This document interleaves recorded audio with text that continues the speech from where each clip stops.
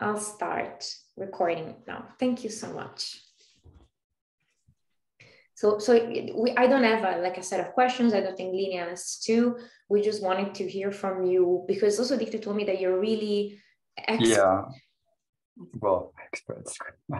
Okay, then let me start from the beginning. Actually, my personal, and I will share some links with you after the interview because I think they're quite interesting. Or maybe we can do it while I'm speaking. Let me see.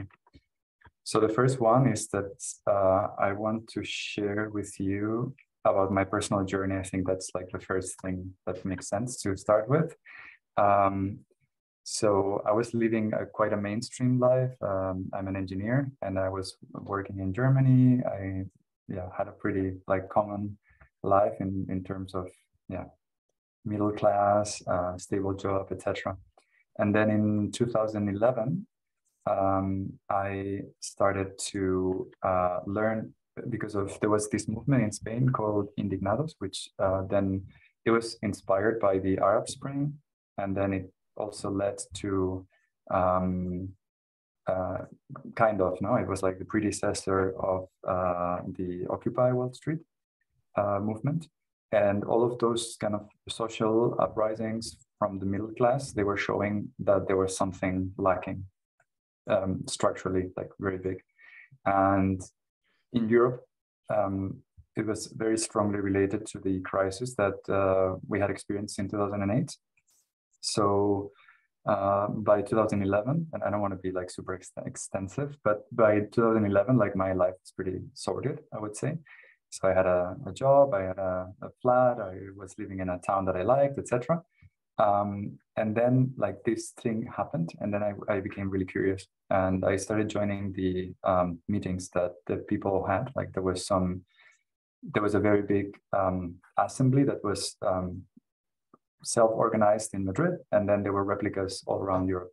And there was one replica in Frankfurt, that was the city where I was living in.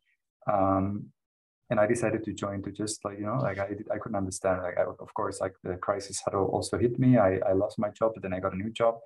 And I wanted to understand why there were so many people angry with the current situation when I think the whole 2000 until 2010 decade was a decade where I would say many people were not really interested in politics because everything seemed to be going just fine. And then suddenly there was this whole uprising. So I started joining these conversations, and I asked people, and because I'm curious and I'm inquisitive, I started learning about the crisis of 2008 and the real causes behind it. We all been told, or we all know about the financial sector doing all these composite, really crazy things. But there was another reason why then people suddenly stopped being able to afford paying their mortgages. And that's because there was an energy crisis in 2008. So end of 2007, beginning of 2008. And that had a repercussion of something that we are actually seeing right now, that it's happening the same because of the war and because of the result of the pandemic. So I started researching into all of that. And then I found about a concept that it's called peak oil. I don't know if you're aware of this concept. It's for EcoLabSS people, it's a very recurrent and very well-known topic. But for me, it hit me really hard. No, it meant our whole society is based on fossil fuels, especially oil. And I realized that 2008 was not just a single crisis that happened in a kind of a wavy form, that it was the beginning of a crisis that we would never recover from. So we had been building a whole societal structure, very complex, very globalized, very interconnected, all based in the availability of very cheap, very high density energy. And that can only be provided by oil. And I found about that, and I entered into a kind of a personal crisis of that lasted quite some time. Through all the different stages, I started questioning what I had read. I was asking many people. I became indignant with, previous generations. Why haven't they told us? I also thought, why haven't I been researching about this before? Why have I just been following the path of society, etc.? But then somehow I mean, you never really come to terms with such a realization, because this means that like this, together with the climate change and like biodiversity laws and all the things that are happening to us, imply that there is going to be like a major, there is already happening. It's only that it's going to hit in Europe now or like a few years from now. But there is going to be like a major disruption or a major tipping point where we, like the society that will come out of that will have very little to do with the society that has been until then. And this realization was like something really life-changing for me. And once I recovered from all those different stages of doubt, anger, depression, etc., then I thought, okay, I want to be proactive about it.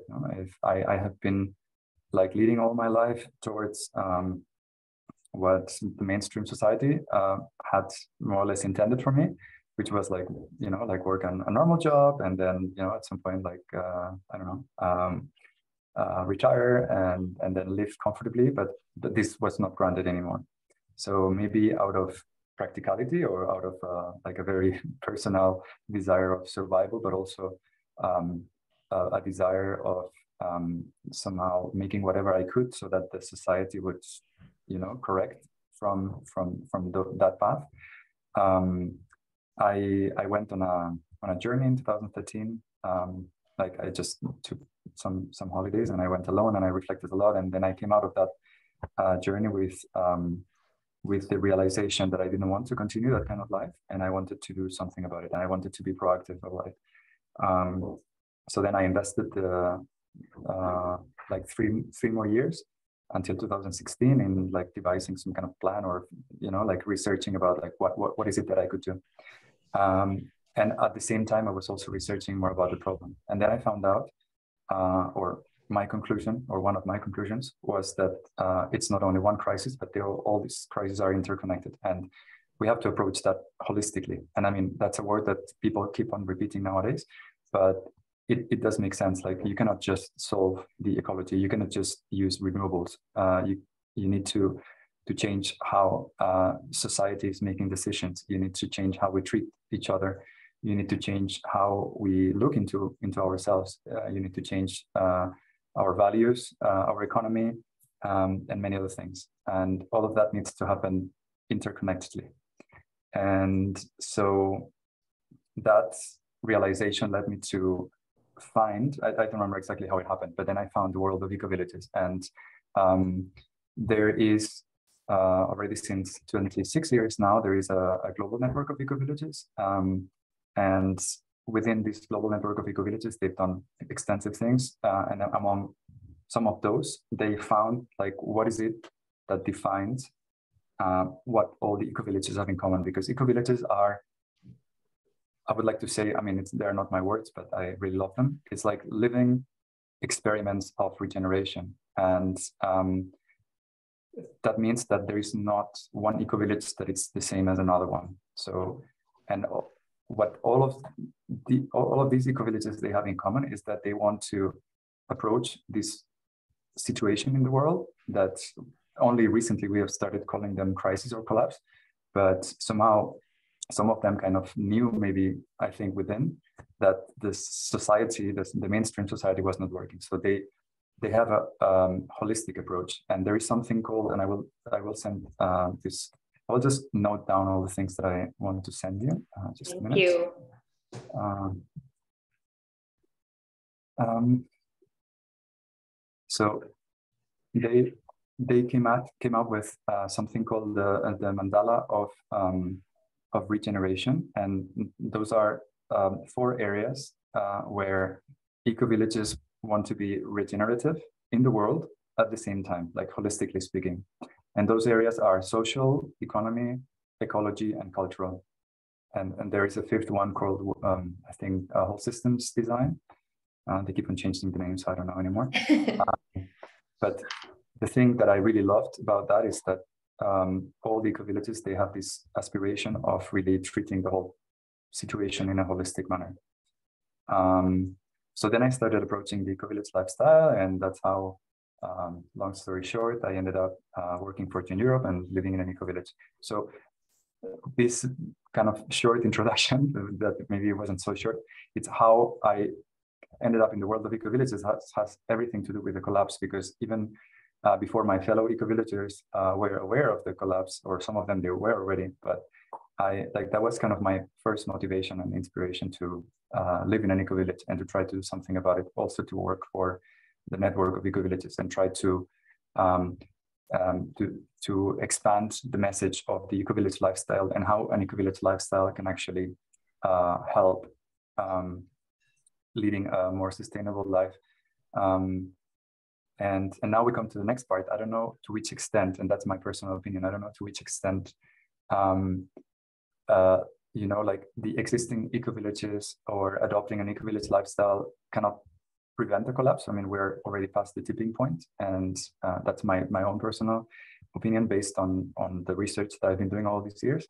But we can definitely help mitigating the situation by providing blueprints of things that we have already been doing, things that maybe were done in a traditional manner, people have forgotten, but also things that we have created new and we have been experimenting all these years of, let's say, normal functioning society. So now that the society is crumbling down, people are starting to look everywhere to see where they can find possible pathways towards a different way of doing things.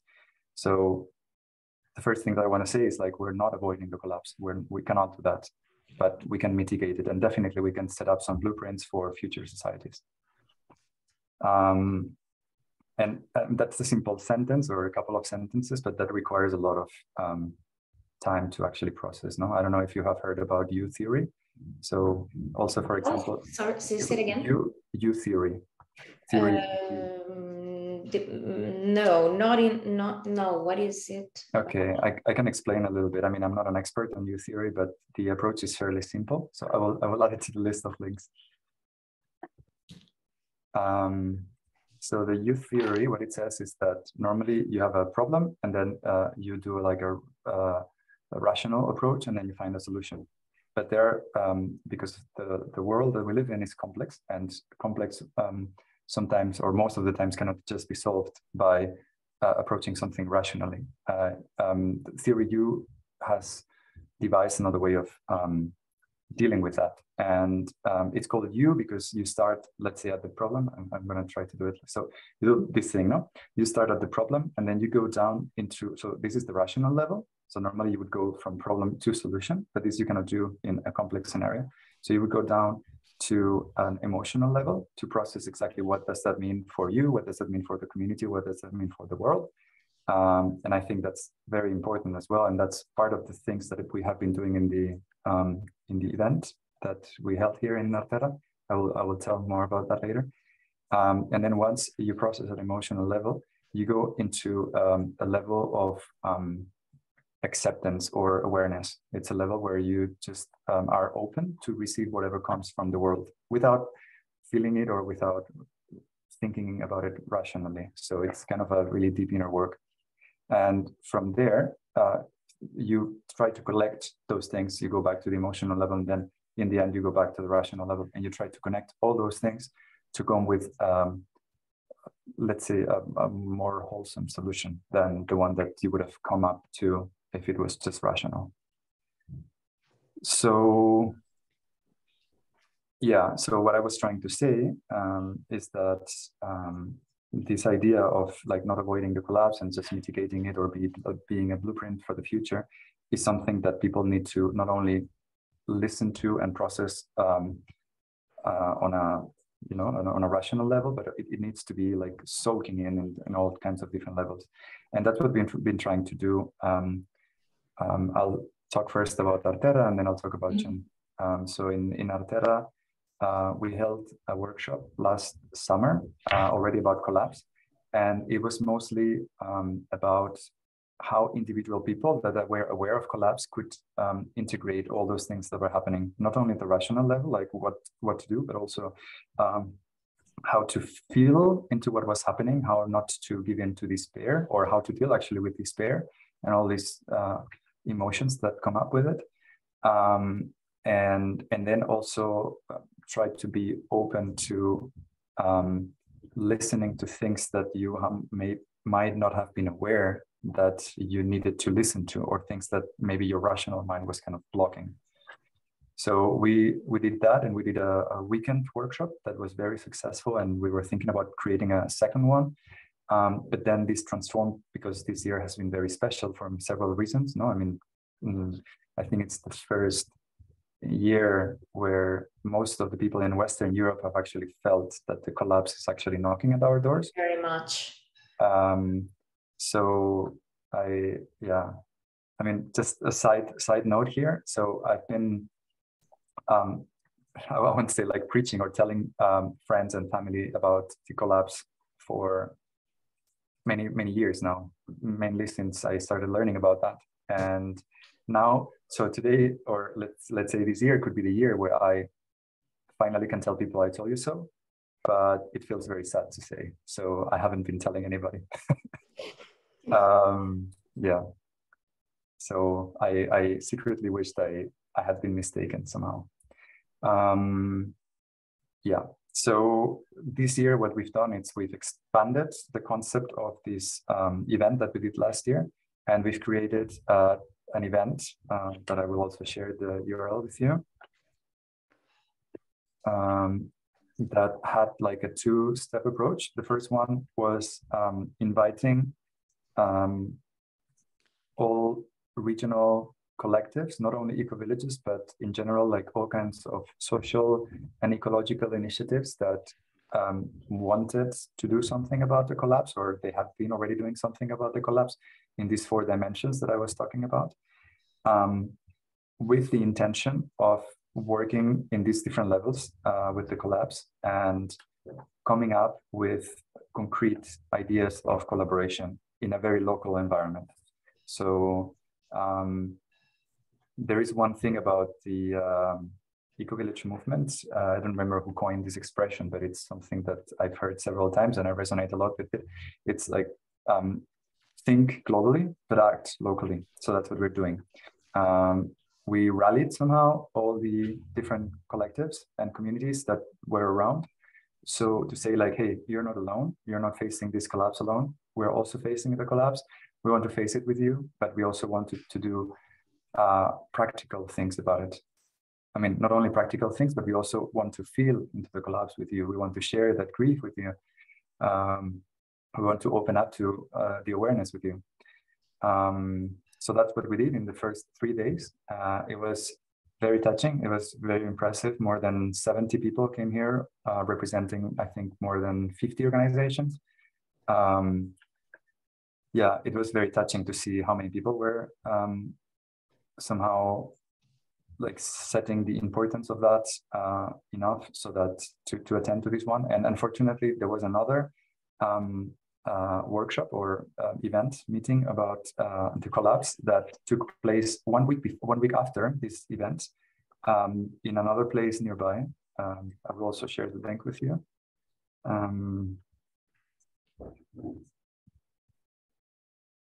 And what that did is that people, I know various people actually chose to attend the other one or choose one instead of the other. Of course. So it could have been way more, way bigger if it hadn't been for that. So there was like a slight miscalculation. We could have also joined forces somehow. And so that was the first part. The second part was a game. And that was actually very interesting to create it in that way. So the first part was focused towards organizations, as I said, local organizations. And then the second part was towards individuals. And we wanted to invite individuals, but not from a mental perspective. So that's why we thought like gamifying a little bit the experience. So we created a game, some kind of a treasure hunt, but all with the themes of collapse. So, and then there were people, they were getting together in groups. And they were faced with different situations, collapse-like situations. And, you know, in a not so serious way, they actually started reflecting about that in all these different levels. And yeah, the turnover was again really good, more than 80 people, I think.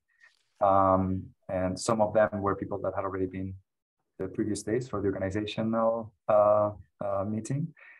And yeah, it was very touching and very intense. I really needed several days of resting after that. So yeah, that's the thing. And also within the community, I mean, we've always been thinking in terms of ecological terms, social justice, etc. But now we've started to meet the people within the community only on Thursdays for an hour and a half. And we do something called, I'm going to translate from Spanish. It's Collapse Thursdays. So every Thursday evening, we meet and we share, or we just talk about some topic, and whoever who comes then joins. And yeah, it can vary from something very practical, like for example, reflect on our car sharing strategy, or it can be also like more deeper or emotional about like how do we feel about all these things that are happening, or how do we feel whether we feel pressured when we're giving up our, let's say, comfort, because we're kind of pushing ourselves now, especially with the rise of the electricity prices.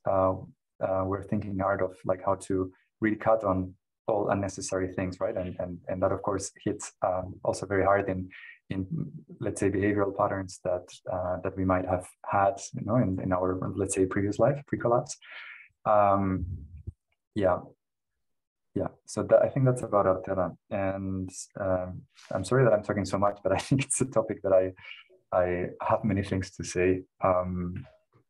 Then from Jen's perspective, I want to say that from Gen Europe's perspective, already since the beginning of the pandemic, we've been working together. So I'm part of the staff, and both staff and council. So we have a board that represents all the members of Gen Europe. So the members can be either ecovillages or national networks. We've been thinking together of rewriting the strategy. Like every 5 years or so, we rewrite the strategy. And already back in 2020, we started realizing that our current strategy was not up to speed with the state of the art of the world. And we already started thinking about a new strategy, and the word collapse came up constantly again and again. And we haven't finished writing that strategy yet,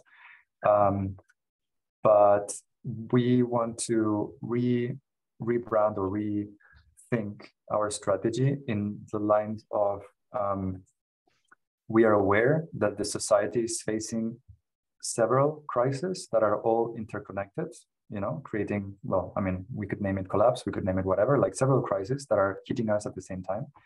They're all connected to the so-called Anthropocene, or the ways of, the mainstream society. So we want to present the eco-village lifestyle as an alternative to that can lead to, as I was saying, mitigate the effect of the collapse, or create blueprints for future generations. So that's going to be like a very big essential piece of the new strategy of Gen Europe. And I think that's also very significant.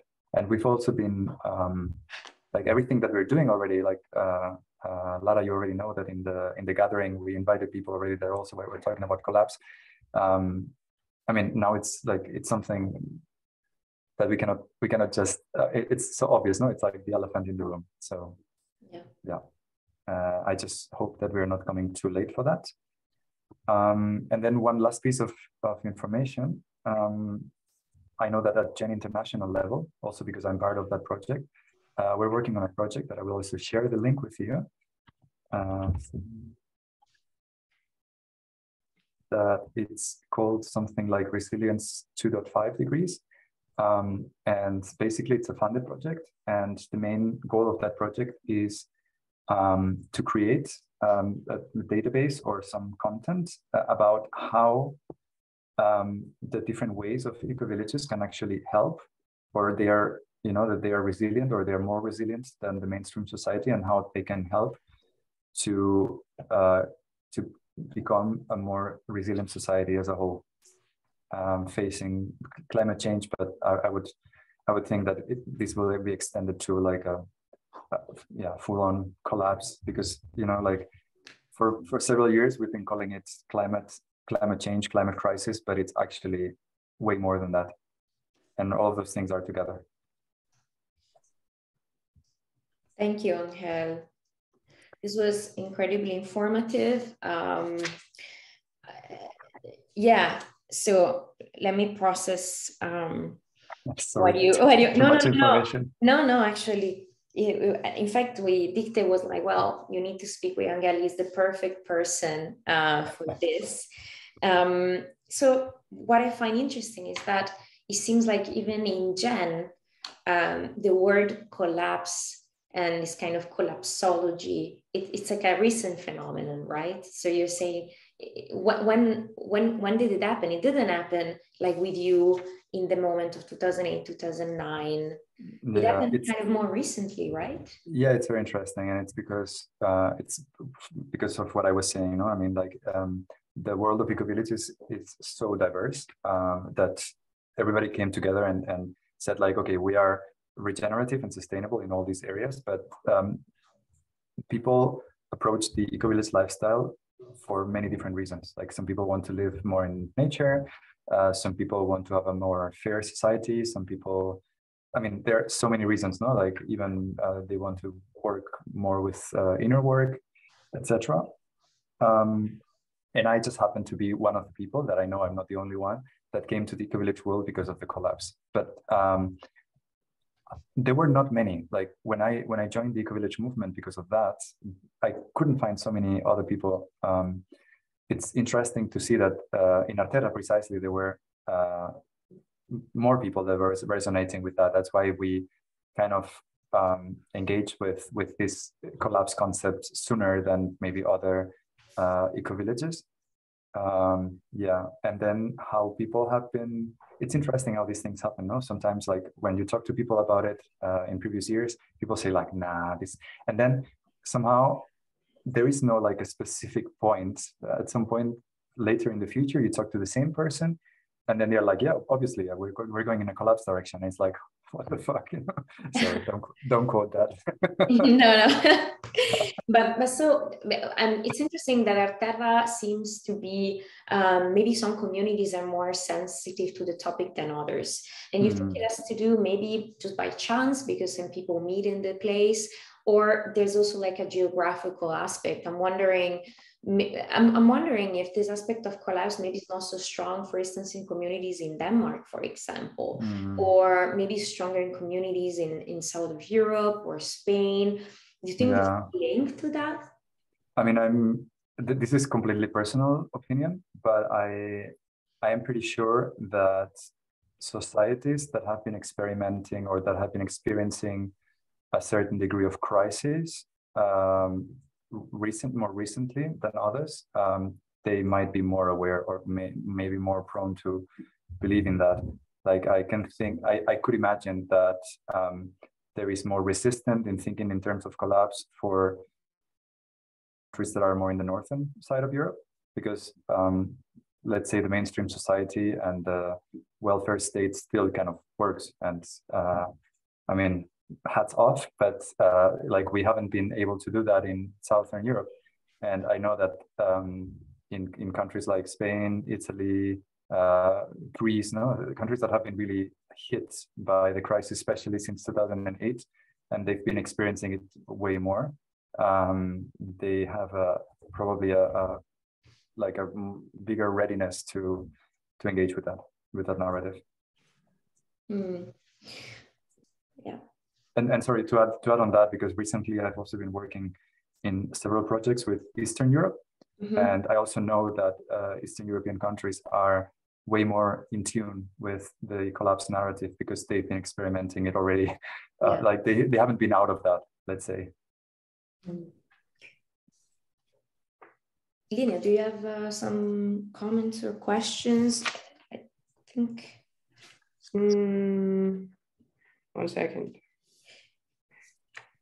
Well, I can then step in. I have a question. I wanted to ask you, Angel, if you can give us like an example. You spoke about this game, this gamification afternoon that you had with like some solutions and some situations, some vignette, and then people having to deal with it. Can you give us an example of one situation? Yeah. Well, I mean, this is maybe not the most representative, but I think it was very fun to actually start engaging with the whole thing. So the whole game started with a very formal, rational presentation on collapse, like lots of data, very hard data on like why are we going down. And then when the presentation was over, we switched off the lights of the whole building because Artera is a big building. And then the game started there. So they said like, okay, we've suffered a blackout and now the game starts. And then people had to deal with that without having access to, like, there were some people that haven't, like, for example, they had not charged their phone, so they could not use the light. They were not prepared. They were counting on having electricity. So that was already setting the scene, and I really loved that. I mean, I was not part of the creation of the game, but I just facilitated some of the sessions. And I think that was a great idea. And then the other things that were done during the game was like we separated people in groups and they had to form kind of a community in different settings. Like some people, for example, had, they were given a role. Some people had more money, some people had less money, some people had like some conflicts, etc. And one thing that was also very nice is that we distributed, so in one part of the game, which was lunchtime, we had prepared some boxes with food, but it was not distributed evenly. It was distributed very unevenly. Like, for example, some people had only like liquids, some people had maybe just bread, and some other people had, I don't know, whatever.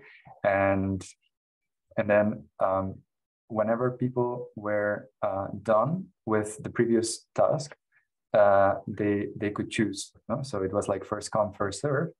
And it was interesting to observe the dynamic, because then, of course, the first people chose the best boxes, and then some people didn't think about waiting for the others to share. Some people started using up that. But then obviously when the last ones came and they only had like bottles of water, they were like, hey, can we just share?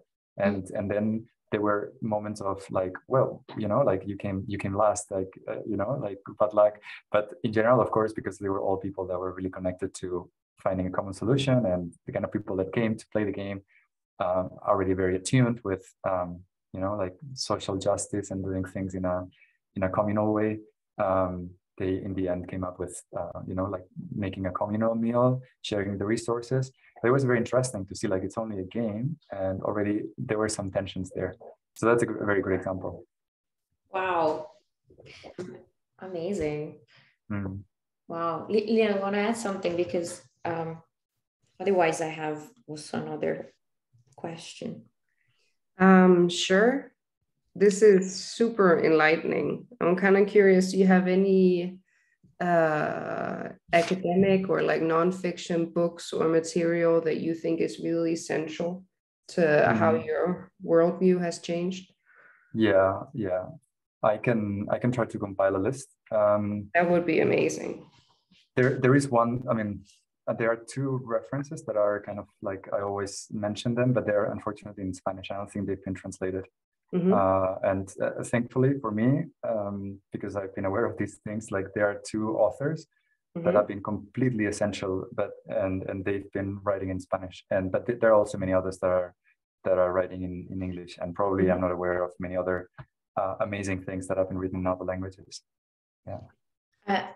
I wanted to ask you also, have you ever had some interaction, since you've been interested in the topic of collapse and collapsology, you could say, with other types of communities that are not similar to, for instance, the Ecovillage? I could say we were talking before with this kind of eco-Nazi or preppers. Have you ever had some interaction with those people? Yeah. I mean, one of the first things that I found out before coming to the Ecovillage lifestyle, I read a lot about preppers, and there was always something off about that, you know, like I think it's fair to say that it's a more simple approach, because it's like, like they're not contesting their privileges. It's like, we have the privileges of having access to resources, therefore we're going to just like use up those resources and like make the best out of that only for ourselves. And I think to a certain extent it's also I can understand that it's an attractive line of approaching the situation, because it's so overwhelming that when you have to even add all the other intersectionalities and say like, hey, it's not only like we're fucked up in, and again, pardon my French, but we're like we're in a very bad spot in Europe, but we cannot only approach that from that perspective, but we have to do an ecofeminist perspective, or we have to add all the other intersectionalities, and we have to come up with a solution for everybody. It can be extremely overwhelming. And so I want to say that I'm not in favor of preppers, but I can understand why they do that. It's kind of a I guess like for many of those, it's not a thing of not wanting to help other people, but being really overwhelmed with the situation. And yeah, I mean, in the end, like the biggest preppers of the world are the 1%. No? I mean, they've been systematically, like making sure that they were earning more money, while the wages of all the other 99% were kept below the threshold. So they were increasing that gap. And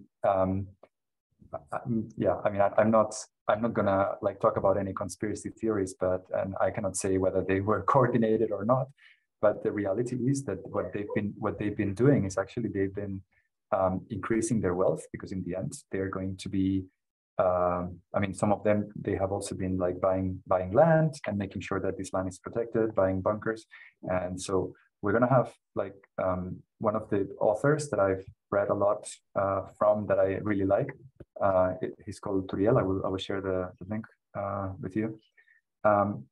He calls this the Great Exclusion. And the collapse is going to advance in such a way that every time more and more people will be excluded from this welfare system, until only a very small percentage of people will be able to, even in this whole collapse situation, they will be able to continue living almost in the same kind of lifestyle that they've been living up to now, while all the other rest of the world will be, living in a very serious collapse situation.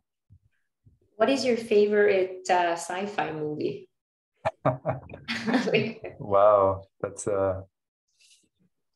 I don't know. I've always loved Matrix and Blade Runner, but they are not related to collapse, or not to a certain extent. I mean, you can always include the narrative of collapse. One thing I find really funny is that also you can see that in the mass media and in the whole entertainment industry already since the early year 2000. And this is something to reflect about. No, they've been including more and more collapse narratives, but in a way that it's not serious enough. Like, for example, I read an article that I'm not sure if I will be able to find it again, but they were saying like all these movies and TV shows that they've made about zombies, it's a way of recreating a possible collapse that we might be experiencing. Like, we might be living in communities where people will be malnourished in a very feral situation. They will come for food, they will come for help.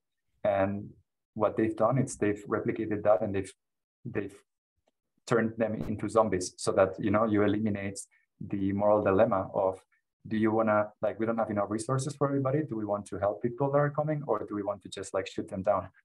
Yeah. So I think that's really interesting. So it's kind of a depoliticized version. Yes, it's like a depoliticized version. But in a way, I was reflecting on Matrix and Blade Runner. I mean, Blade Runner is definitely, it reminds me a lot of The Great Exclusion, because it's a kind of a post-apocalyptic situation, right? And they're already after that, and it's all a bit, it's kind of post something. Yeah. I mean, they just assume that the world is in a very bad shape.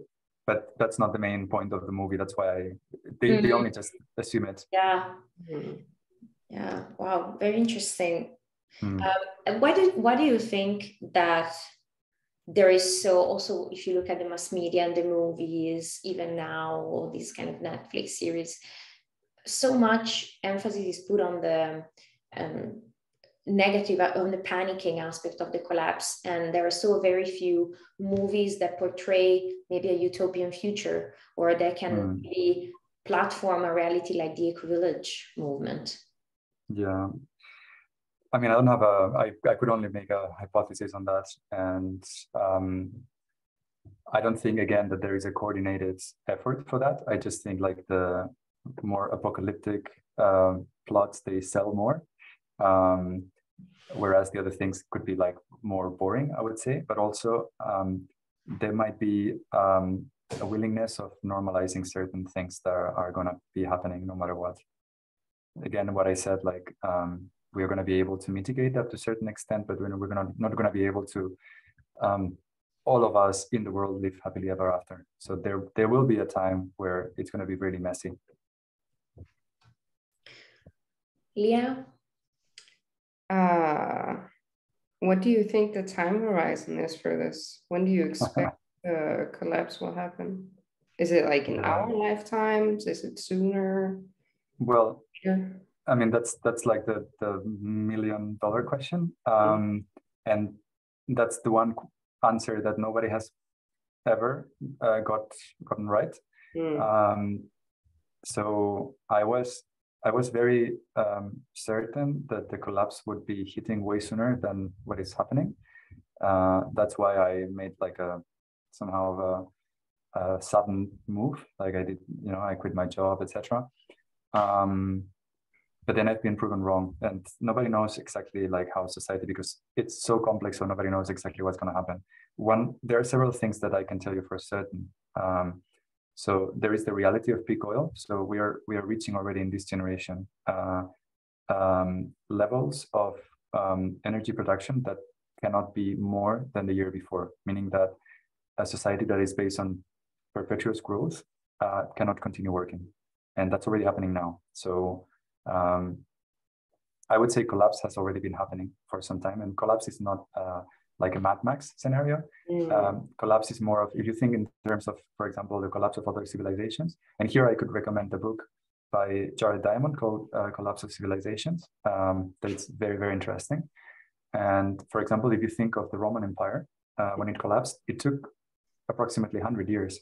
It was not from one day to another. Like it started showing signs of decay, and until it was completely over, it was 100 years. So I think that collapse will have this kind of shape. It's not only me, like I've also been reading, and my opinion is that we're going to have like some successive crises, that it's going to be like some kind of downward slope. That's going to be fast. I feel confident enough to assure you that in 50 years, society will have nothing to do with the society that we're living nowadays. So it will be much simpler, much messier. And what I cannot tell you is exactly within those 50 years when that's going to happen. But there are many things that are already happening now. Like if you see how extremely hot this year has been, that's crazy. And then there is, in collapsology, like there is this other concept called black swans. So How do you spell it? The black swan. You know the black swan? The black swan. Okay, this one. Yeah. So this event, a black swan event is an event that you do not expect, and that it makes the situation much worse in a very short span of time. So for example, the pandemic, it's a black swan. The war in Ukraine is a black swan. So you know that there are many things that are making that the society goes towards direction of collapse. But then you know that with all these different levels or different areas where things are going wrong, the probability of black swan events are increasing. But it's only when this happens, and nobody knows when this happens, that then suddenly we are like going down. And then we will be slowly recovering, and then we will go down again, but we will never go back to the point where we were before. So we're starting to go this way down, and then again, for me, it's important to stress that collapse has already been happening for several years now. It's only that now it's coming to Europe, or even Western Europe, I would say. Yeah. Thank you so much, Angel. And so I think we have a lot of things to work on and think about it for our piece. And if you're interested, we can share it also when before we send it. And also, I guess academic times are very stretched and very long. So by the time that this volume comes out, I think it will be probably next year, if I have to guess. But it's called Organizing for Collapse. So I think it would be very interesting for you to read it, probably. Amazing. Hopefully we still have internet. Yeah, exactly. And so it would be great if you could share all these kind of cultural references, or even like a poster from your event. And the idea was also to include a reference to the Green Root project, Green Roads projects, because that is a very concrete example of you know, a collapse happening, and what the eco-village movement can do in certain situations is very concrete. Absolutely. And in fact, I had a chat also with Anton and with other with all the other people who are now staying in Denmark. So you might be aware of the this small project within the whole Green Road project. They are rebuilding, or they're building actually a big winter house in one eco-village in Ukraine to prepare for the winter. And they've been creating like a fundraising campaign. And recently there were some eco-villages from Western Europe that went there to help with building the house. And I think that's also extremely inspiring. Amazing. And no, I didn't know about this, which I think it's great, you know. I'll share the link with you as well. Yeah. Lots of food for thought. Lots of food for thoughts. And I don't know, Angel, if you know, there's a series which I adore on Netflix. It's called Love, Death, Robots. Yeah. Have you seen the episode with the 3 robots when they arrive, and they are all this kind of prepper? Yeah, so that I want to have a link to that episode in our piece, because it's like why all the examples in this short animation are so apocalyptic. Like in one, the robots, they take revenge. In another one, they start eating each other. In another one is actually where they're leaving, the privileged one, the 1% is leaving the planet and leaving behind masses of people. And so I'm like, why, you know, there is not a more progressive alternative? And that's connected to what I was saying before. I think like the crisis that we're facing is not just an ecological crisis. I think we failed as a society to be more connected with ourselves and to be connected with others. So we have lost, or maybe we've never gained this degree of empathy that we actually need, no? And I think this has a lot to do with how capitalism works, and globalization, because they've been making us separated from each other more and more, so that we, you know, like all the interactions that we do are just like a monetary interaction, and then we don't have to think about the others anymore. And that's one of the key aspects of community life. We're reverting that pattern.